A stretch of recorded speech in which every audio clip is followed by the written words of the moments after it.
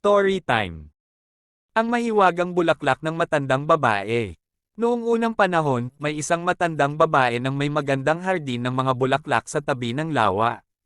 Malapit ang matandang babae sa mga mangingisdang naninirahan sa kalapit na baryo. Madalas na bumibisita ang mga mangingisda at ang kani-kanilang pamilya at matandang babae upang magbigay ng isda kapalit ng ilang magaganda at mababangong bulaklak mula sa hardin.